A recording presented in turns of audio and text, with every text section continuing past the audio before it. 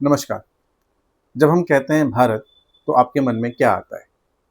एक विशाल भौगोलिक नक्शा, विविध संस्कृतियों वाला एक देश, या दुनिया की सबसे बड़ी अर्थव्यवस्थाओं में से एक देश? हाँ, भारत ये सब कुछ है, लेकिन सबसे परे भारत एक विचार है, एक निरंतर बहती हुई चेतना, एक सनातन जीवंत एहसास। इसी एहसास को हमारे मनीषियों ने कहा है भारत बोध। भारत बोध का मतलब सिर्फ भारत को जानना नहीं है, बल्कि भारत को जीना है। यह वो दृष्टि है जो हमें सिखाती है कि कैसे हम हजारों साल पुरानी अपनी आध्यात्मिक जड़ों से जुड़े रहकर भी आधुनिक विज्ञान और तकनीक के आसमान को छू सकते हैं। यह अध्यात्म और आधुनिकता का, परंपरा और प्रगति का एक अनूठा संगम है। आज के इस वीडियो में हम सिर्फ इतिहास के पन्नों को नहीं पलटेंगे, बल्कि अपनी उस सामूहिक आत्मा को टटोलेंगे जो हमें भारतीय बनाती है। आइए साथ मिलकर अनुभव करते हैं इस मिट्टी की सुगंध, इसके दर्शन और इसके भविष्य को। आइए समझते हैं भारत को, भारत बोध की एक अवधारणा को।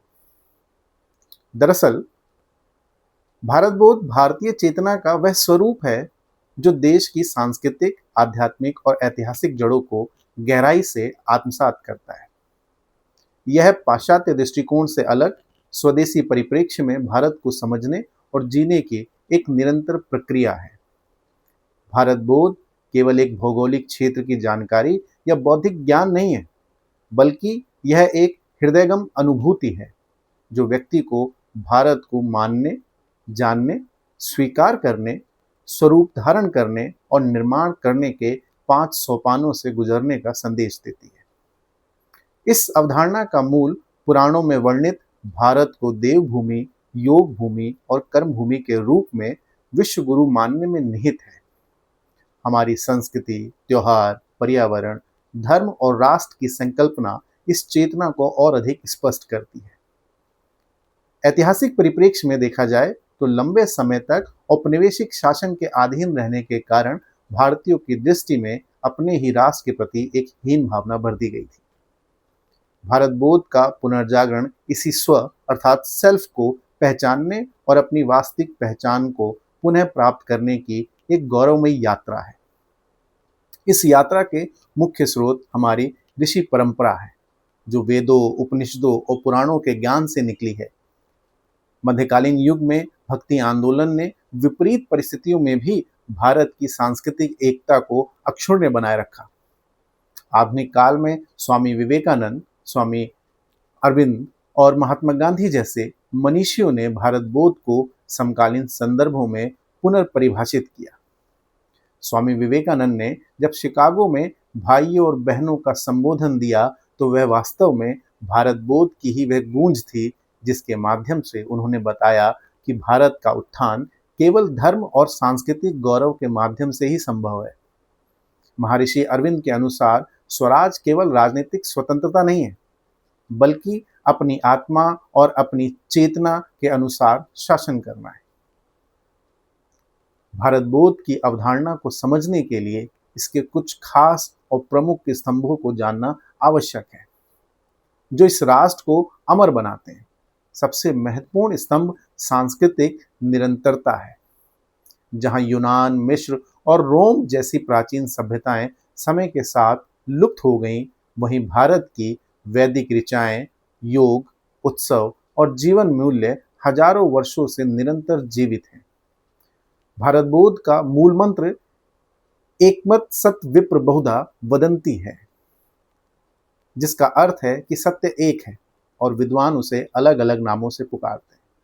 इसी विचार ने भारत को विश्व का सबसे सहिष्णु और विविधतापूर्ण देश बनाया है, जहां अलग अलग मतों और विचारधाराओं के बीच संघर्ष की बजाय समन्वय का भाव रहता है। इसके साथ ही एकात्म मानवतावाद और वसुधैव कुटुंबकम के विचार भारत की उस वैश्विक दृष्टि को दर्शाते हैं जहां स्वार्थ से ऊपर उठकर लोक कल्याण की बात की जाती है। भारतीय चिंतन की एक बड़ी विशेषता इसका दार्शनिक आधार है, जो जड़ और चेतन के बीच भेद नहीं करता। पाश्चात्य दृष्टि जहां मनुष्य को सृष्टि का स्वामी मानकर प्रकृति के दोहन की अनुमति देती है, वहीं भारत बोध सिखाता है कि चींटी से लेकर हाथी तक और नदी से लेकर पहाड़ तक सब में एक ही ब्रह्म का निवास है। यहाँ तक धर्म का अर्थ संकुचित मजहब या रिलीजन नहीं है, बल्कि यह कर्तव्य और धारण करने योग्य मूल्यों का समूह है। चारों पुरुषार्थ धर्म, अर्थ, काम और मोक्ष के माध्यम से भौतिक प्रगति और आध्यात्मिक शांति के बीच संतुलन बनाना ही भारत बोध का वास्तविक मार्ग है। भारत बोध के मार्ग में ऐतिहासिक रूप से सबसे बड़ी बाधा विदेशी आक्रमणों और मैकाले की उपनिवेशिक शिक्षा पद्धति से आई, जिसने भारतीयों के मन में अपनी परंपराओं के प्रति संशय पैदा किया। परंतु आज यह चेतना पुनः जागृत हो रही है। पंडित जवाहरलाल नेहरू ने अपनी पुस्तक डिस्कवरी ऑफ इंडिया के माध्यम से भारत की ज्ञान और कर्म की ऐतिहासिक चेतना को स्पष्ट किया। वास्तव में यह चेतना पाश्चात्य औपनिवेशिक मानसिकता से मुक्ति का एक सशक्त माध्यम है। सामाजिक समरसता और विविधता भी भारत बोध के एक अभिन्न अंग है। भारत केवल विविधता में एकता का नारा ही नहीं देता, बल्कि इसे जीता है।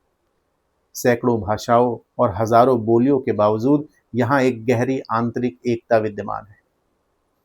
आदि शंकराचार्य द्वारा स्थापित 4 मठों और 12 ज्योतिर्लिंगों ने भारत की भौगोलिक एकता को आध्यात्मिक एकता में पिरो दिया है, जिससे एक साधारण ग्रामीण भी पूरे राष्ट्र से जुड़ाव महसूस करता है।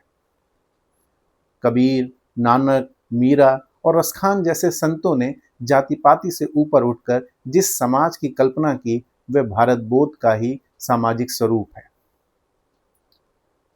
ज्ञान विज्ञान के क्षेत्र में भारत बोध विज्ञान और अध्यात्म के अद्भुत संगम को दर्शाता है। शून्य की खोज, आयुर्वेद, खगोल विज्ञान और धातु विज्ञान में भारत का योगदान अतुलनीय रहा है। और सबसे बड़ी बात यह है कि भारत ने कभी भी विज्ञान को विनाश का साधन नहीं बनाया। आज के क्लाइमेट चेंज के दौर में भारत का पारंपरिक जीवन बोध, जैसे सस्टेनेबल लिविंग, सादा जीवन और वनस्पति की पूजा वैश्विक समाधान के रूप में उभर रहे हैं। योग और आयुर्वेद केवल उपचार की पद्धतियां नहीं है, बल्कि ये शरीर, मन और आत्मा को जोड़ने वाला जीवन जीने का बोध है। समकालीन प्रासंगिकता की दृष्टि से भारत बोध आज और भी महत्वपूर्ण हो गया है, क्योंकि दुनिया पर्यावरण संकट, मानसिक तनाव और वैचारिक कट्टरता से जूझ रही है। जहां पाश्चात्य दृष्टि प्रकृति के दोहन और व्यक्तिवाद पर जोर देती है, वहीं भारतीय दृष्टिकोण प्रकृति की पूजा, उसके संरक्षण और सामुदायिक उत्तरदायित्व को प्रधानता देती है। अर्थव्यवस्था के क्षेत्र में यह केवल लाभ नहीं, बल्कि शुभ लाभ और नैतिकता आधारित व्यापार की बात करता है।